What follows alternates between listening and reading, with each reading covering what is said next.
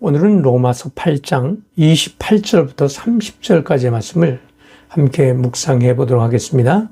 말씀을 봉독해 드리죠. 우리가 알거니와 하나님을 사랑하는 자, 곧 그의 뜻대로 부르심을 입은 자들에게는 모든 것이 합력하여 선을 이루느니라. 하나님이 미리 아신 자들을 또한 그 아들의 형상을 본받게 하기 위하여 미리 정하셨으니 이는 그로 많은 형제 중에서 맏아들이 되게 하려 하심이니라. 또 미리 정하신 그들을 또한 부르시고 부르신 그들을 또한 의롭다 하시고 의롭다 하신 그들을 또한 영화롭게 하셨느니라. 28절부터 30절까지의 말씀을 봉독해 드렸습니다.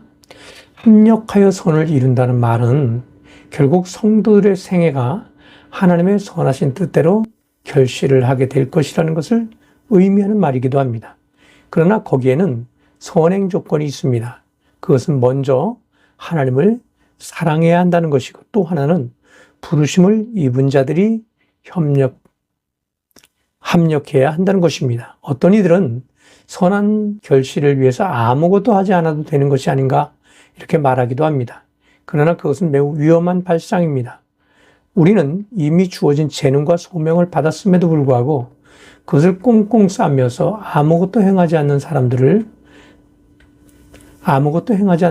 결국에는 하나님의 심판으로 저주받게 되는 상황을 성경을 통해 목격하고 있습니다. 달란트의 비유와 문화의 비유에서 한 달란트 받은 자와 한 문화를 가져온 자는 그 대표적인 사람이라고 볼 수 있습니다. 그들은 자신의 가진 것을 빼앗겼을 뿐만 아니라 바깥 어둠에 던져지는 치욕을 당한 자들입니다. 우리가 분명히 알아야 하는 것은 주님의 말씀을 따라 사는 자들을 통해 하나님의 선을 이룰 수 있다는 것입니다. 우린 여기서 오늘날까지 신학적으로 가장 큰 논쟁의 대상이 되는 예정에 관한 교리를 다루는 부분을 만나게 됩니다. 과연 우리는 하나님의 절대적인 선택에 의해서 구원을 받은 것인가? 아니면 우리가 아무리 구원을 받고자 해도 하나님의 선택이 없으면 구원을 받을 수 없는 것인가? 많은 논쟁이 있었지만 이 문제에 대한 해답은 의외로 단순할 수 있습니다. 먼저 예정이라는 단어는 프로오리조로, 이는 프로와 호리조의 합성어인데 이는 뭐뭐 앞에 최상애라는 개념인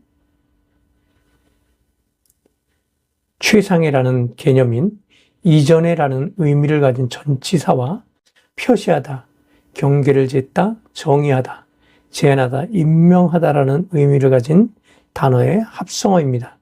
이는 곧 하나님께서 구원할 자를 미리 정하신다는 의미보다는 기준과 원칙을 정하시는 것으로 이해되어야 합니다. 하나님께서 미리 아시고 미리 정하신, 다시 말해 예정하신 자들의 역할에 대한 설명에 더욱 주의를 기울일 필요가 있습니다. 먼저 그들을 부르신 목적은 바로 그 아들의 형상, 즉 예수 그들을 본받게 하기 위해 부르셨다는 사실입니다. 우리가 그리스도인으로 살아간다는 것이 결코 세상에서 잘되고 복을 받기 위한 것이 아닙니다. 그것은 그리스도께서 그러하셨듯이 오직 하나님의 나라와 의를 위해 살며 오직 그분께 영광을 돌리는 데 있습니다. 이는 예수님의 형상을 본받아 궁극적으로 하나님의 형상을 담는 데 있다고 할 수 있습니다.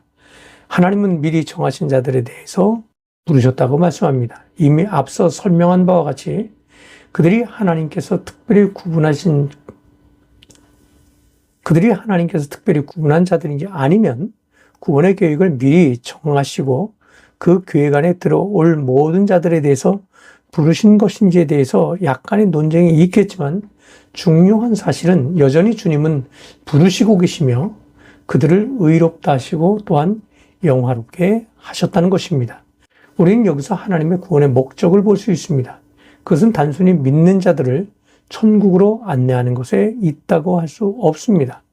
하나님은 믿는 자들에 대해서 영화롭게 하심으로 천국에서 영원히 그들과 함께 하시고자 하는데 목적이 있습니다. 육신을 입고 세상을 사는 동안 사람들은 그들이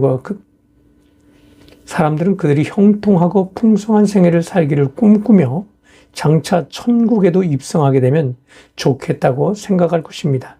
그러나 하나님의 목적은 오직 한 가지에 있습니다. 그것은 장차 구원받은 성도들과 더불어 영광스러운 날들을 영원히 함께하는 것입니다. 그 일을 위해서 그리스도인들은 그리스도의 마음을 품을 수 있어야 한다는 사실을 기억하시기를 주님의 이름으로 부탁을 드립니다. 감사합니다.